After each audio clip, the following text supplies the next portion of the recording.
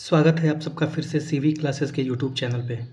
जैसा कि हम लोगों ने अपने भारतीय राष्ट्रीय स्वतंत्रता संघर्ष की सीरीज़ स्टार्ट की है और उस क्रम में हम लोगों ने भारत से बाहर क्रांतिकारी आंदोलन के बारे में पढ़ लिया। आज के वीडियो में हम लोग क्रांतिकारी आंदोलन जो कि भारत में हुए उसके बारे में पढ़ेंगे। तो हम लोगों ने क्रांतिकारी आंदोलन के अंतर्गत पहले टॉपिक भारत के बाहर क्रांतिकारी आंदोलन को समाप्त कर लिया है। आज हम भारत के अंदर क्रांतिकारी आंदोलन को पढ़ेंगे। इससे पहले भारत के बाहर क्रांतिकारी आंदोलन में हम लोगों ने देखा था किस प्रकार से यह क्रांतिकारी आंदोलन 2 चरणों में संपन्न हुआ था। पहला चरण 1907 से 1917 ईस्वी तक चला था और दूसरा चरण 1920 से 1930 ईस्वी के बीच में चला था।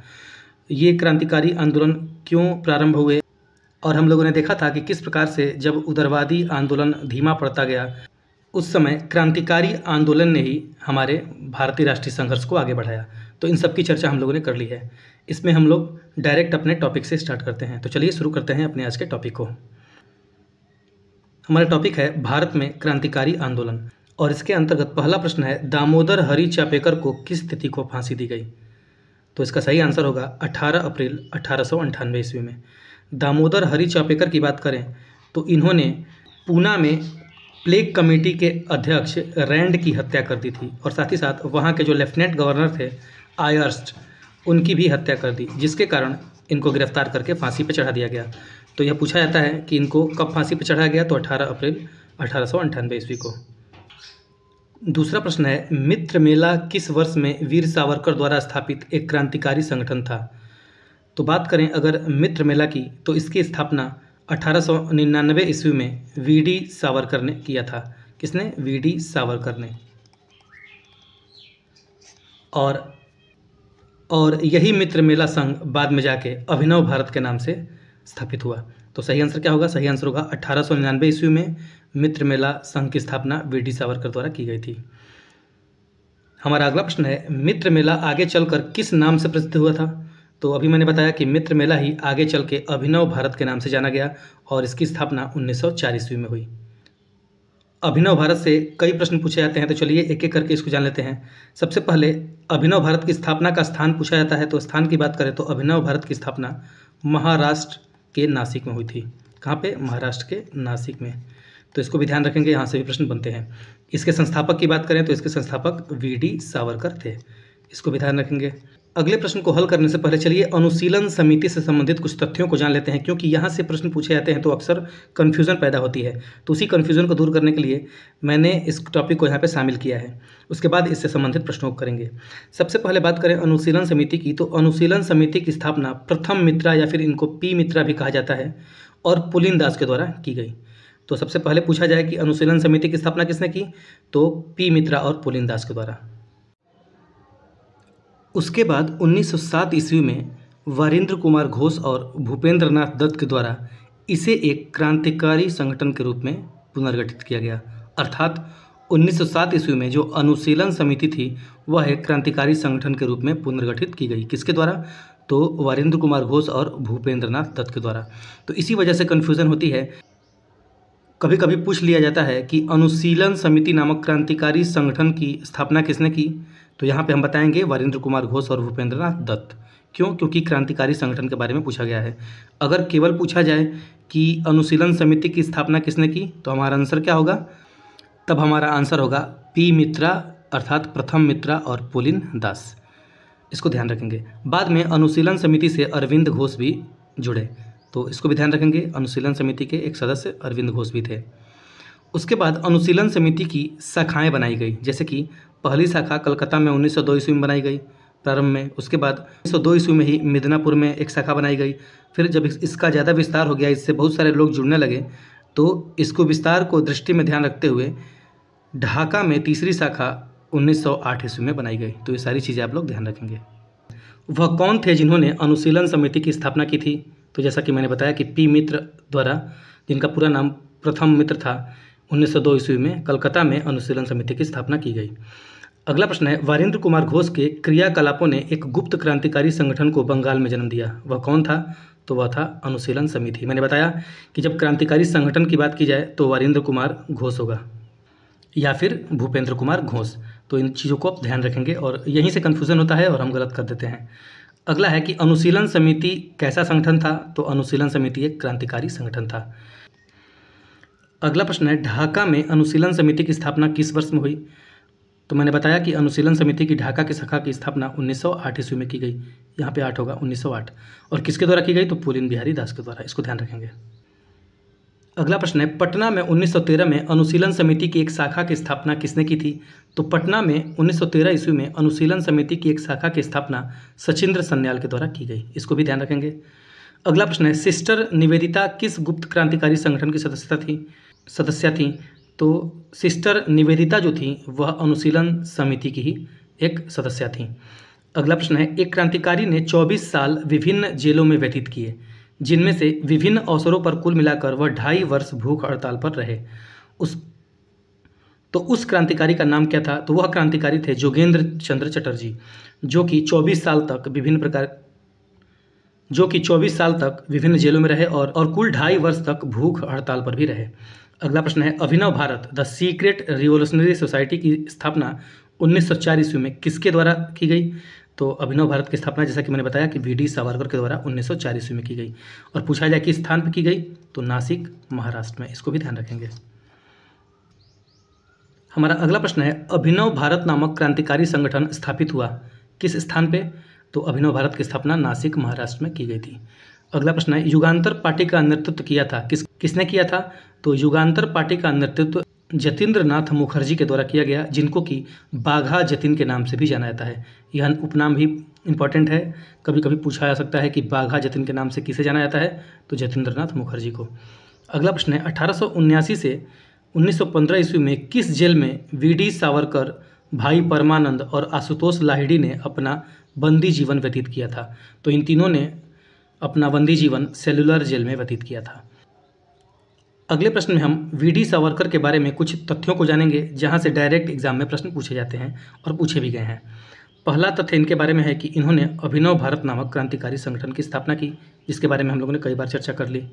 वी डी सावरकर के बारे में दूसरा तथ्य है कि भारतीय राष्ट्रवादियों को प्रेरित करने के उद्देश्य से इन्होंने मैजनी की जीवनी भी लिखी थी।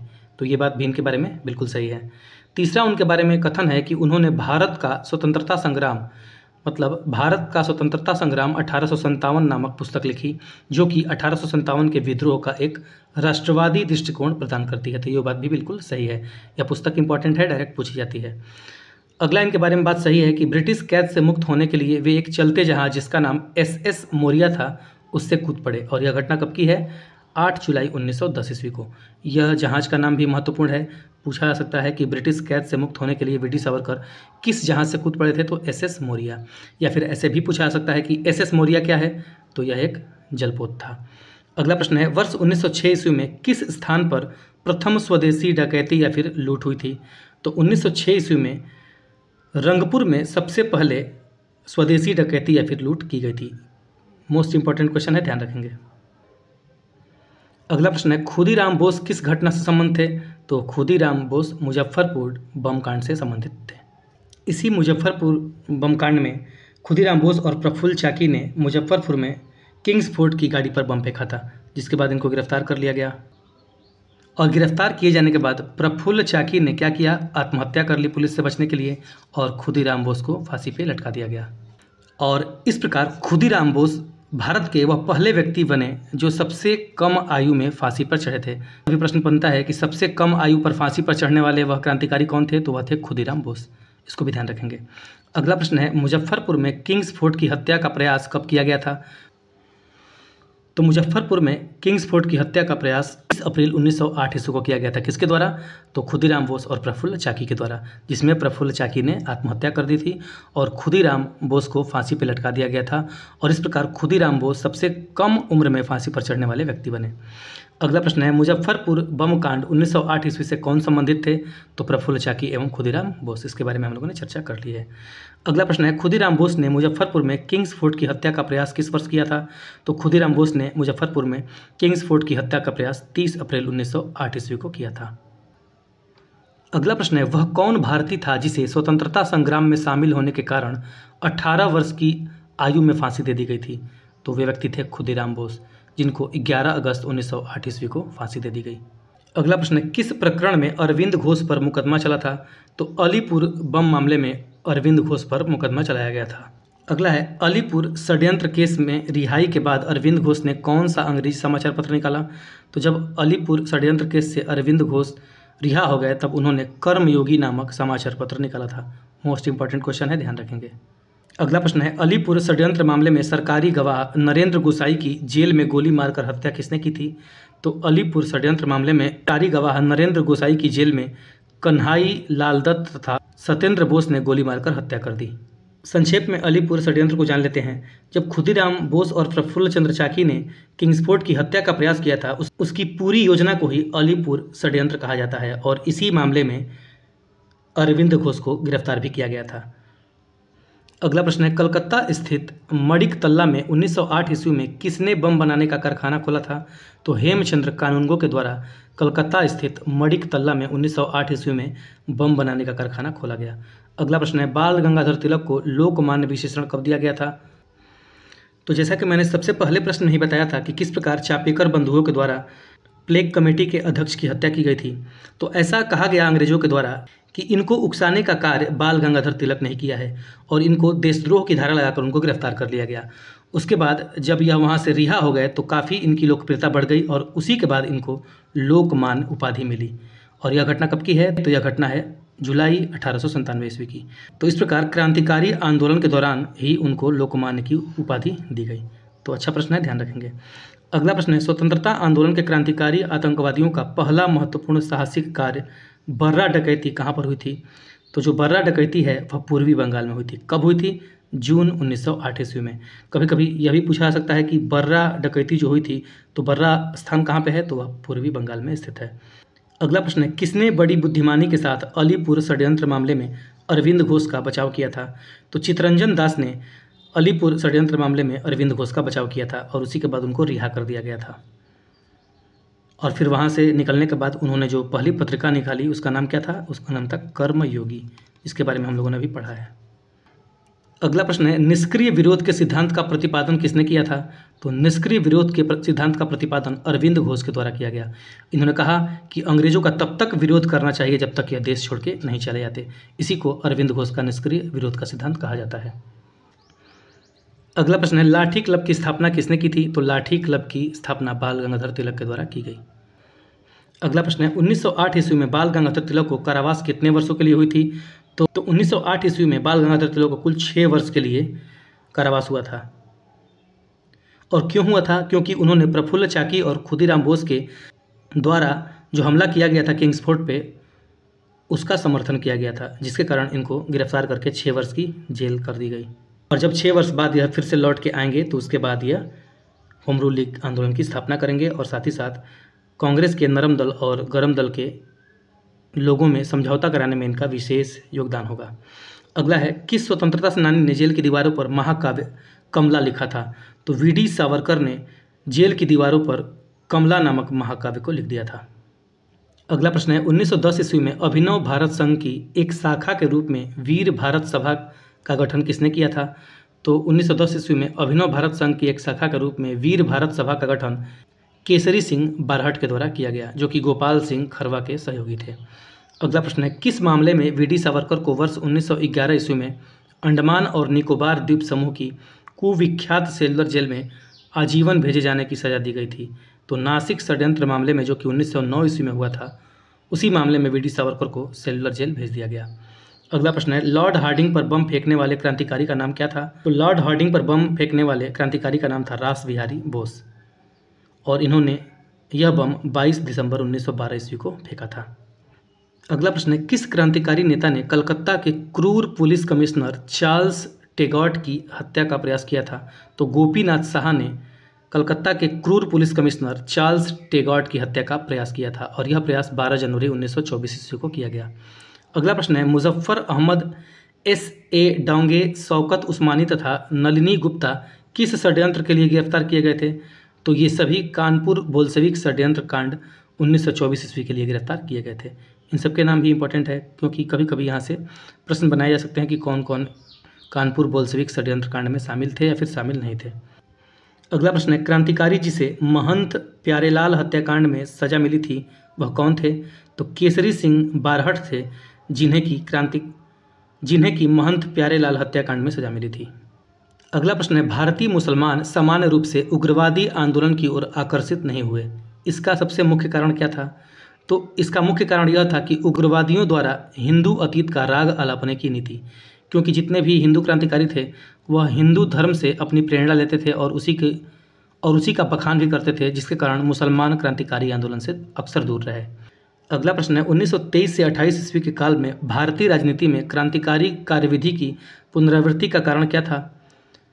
तो 1923 और 28 के बाद भारतीय राजनीति में क्रांतिकारी गतिविधियां इस वजह से बढ़ी क्योंकि गांधी जी द्वारा असहयोग आंदोलन का स्थगन कर दिया गया था। इसके बारे में हम लोगों ने काफ़ी अच्छे से चर्चा भी की है कि जब जब कांग्रेस के द्वारा आंदोलन जो है वह सुस्त पड़ेगा या फिर धीमा पड़ेगा, तब तक क्रांतिकारी लोग क्या करेंगे?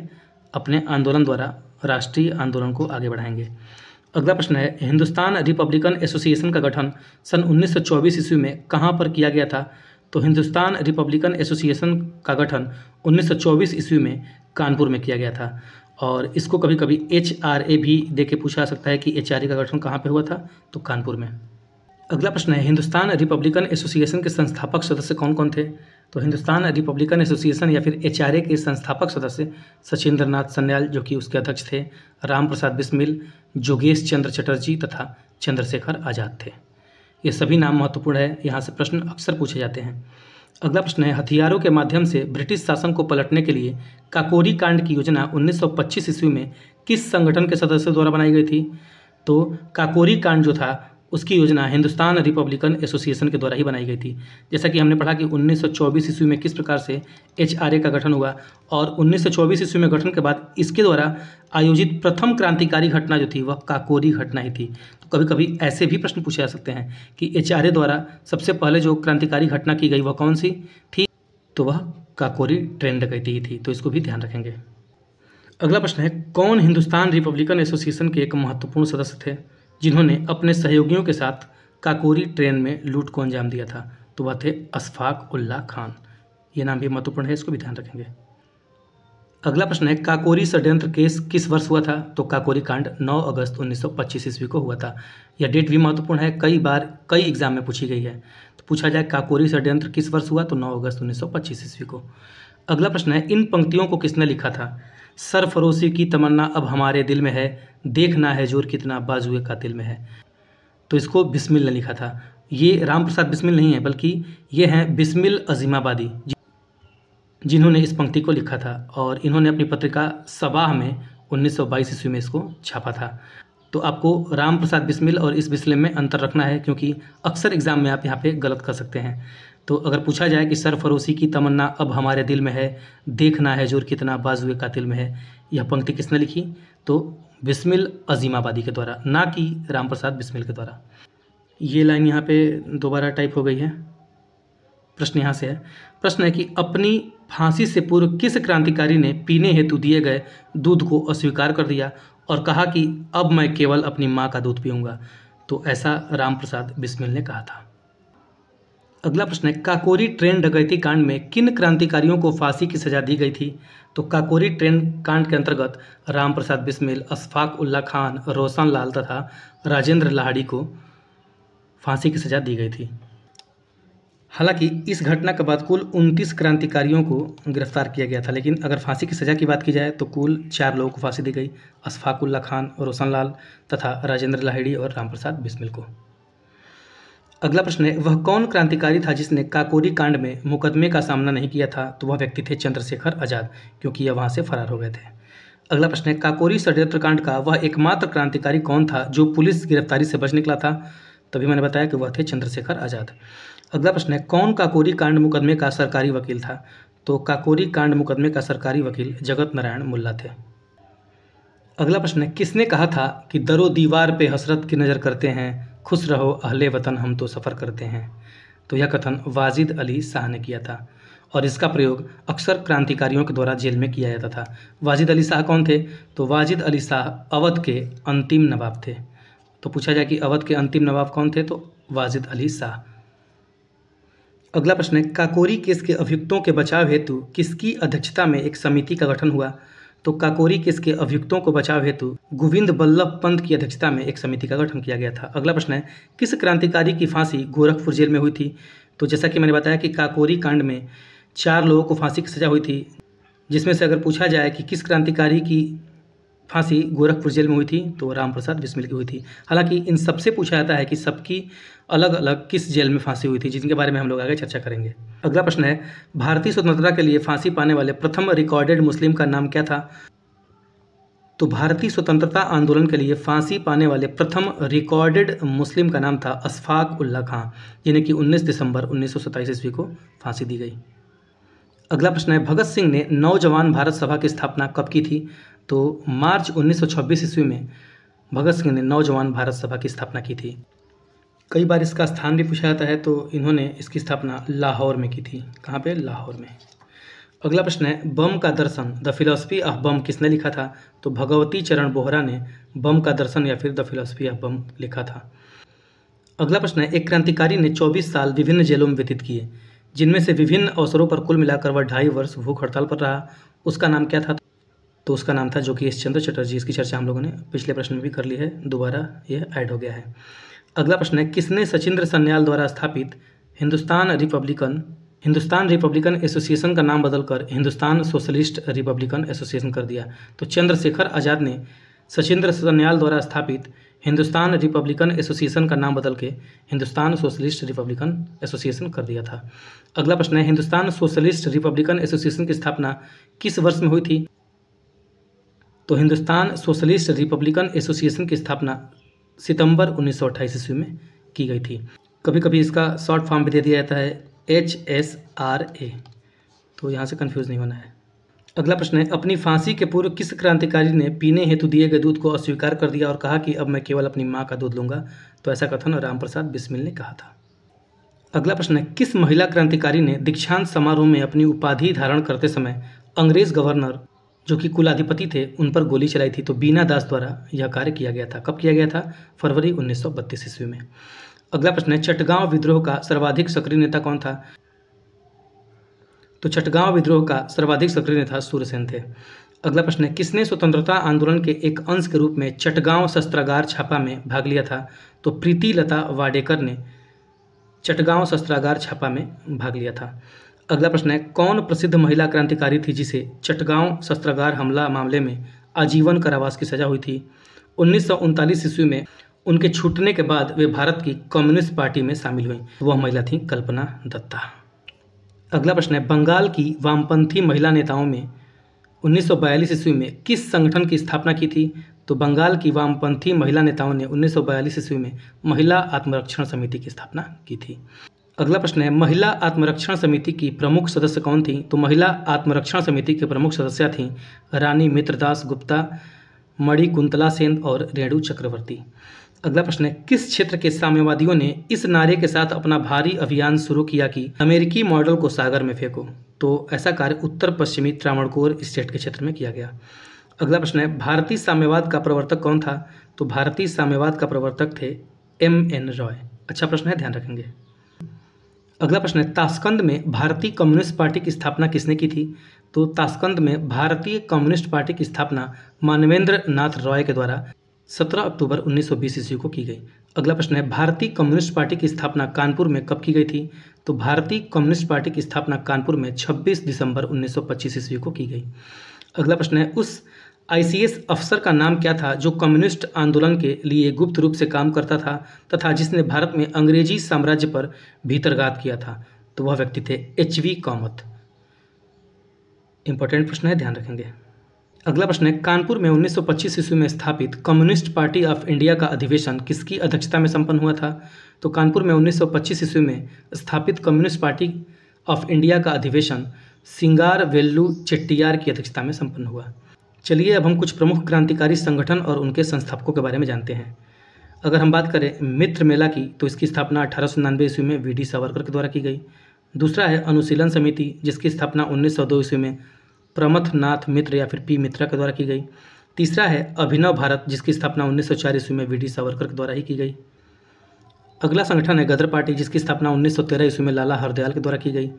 अगला संगठन है हिंदुस्तान रिपब्लिकन एसोसिएशन, जिसकी स्थापना 1924 ईस्वी में सचिंद्र नाथ सन्याल एवं राम प्रसाद बिस्मिल के द्वारा की गई।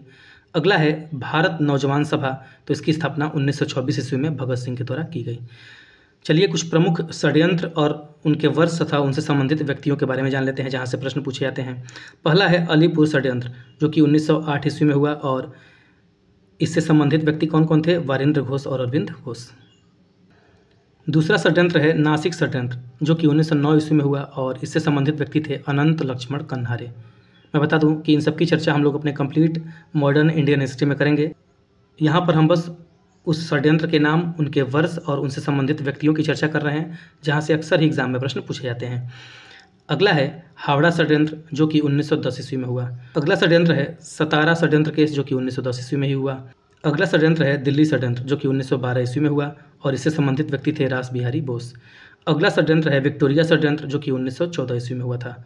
अगला षड्यंत्र है लाहौर षड्यंत्र, जो कि 1916 ईस्वी में संपन्न हुआ। बात करें पेशावर षड्यंत्र की, तो यह 1922 ईस्वी में हुआ।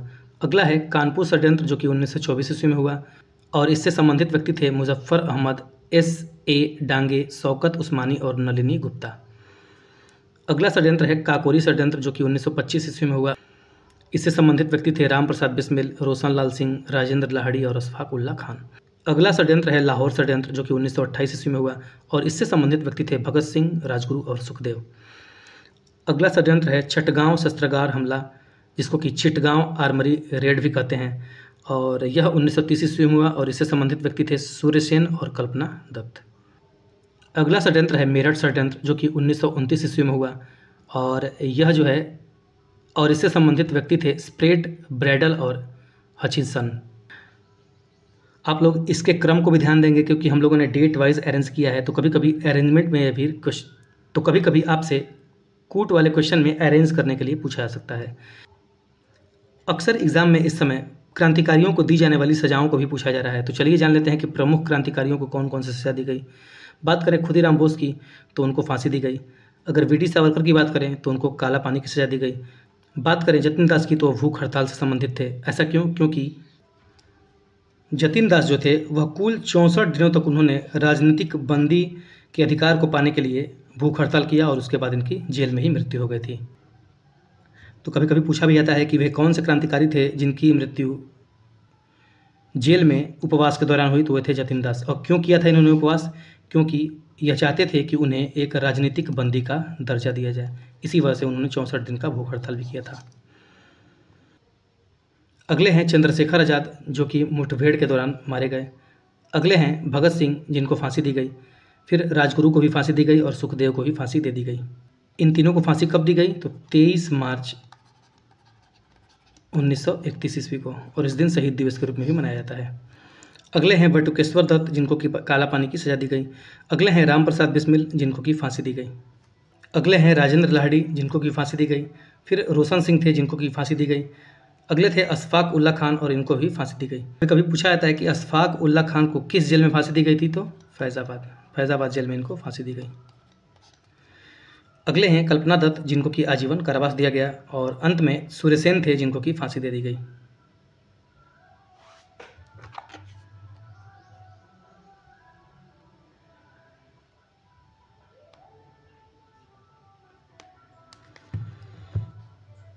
तो ये था हमारा भारतीय राष्ट्रीय आंदोलन संबंधित क्रांतिकारी आंदोलन भारत के तो ये था हमारा भारत के अंदर क्रांतिकारी आंदोलन से संबंधित पूरा कंप्लीट वीडियो लेक्चर। आशा है कि आप लोगों को ये वीडियो लेक्चर पसंद आया होगा, और मेरा ये विश्वास है कि आप कोई भी एग्ज़ाम देंगे और भारत के अंदर क्रांतिकारी आंदोलन से प्रश्न पूछे जाएंगे तो आप करने में सक्षम होंगे। इसके साथ साथ अगर आपको हमारे किसी भी वीडियो लेक्चर की PDF चाहिए तो आप हमारे टेलीग्राम ग्रुप को ज्वाइन कर सकते हैं, वहाँ पे हम PDF अपडेट कर देंगे।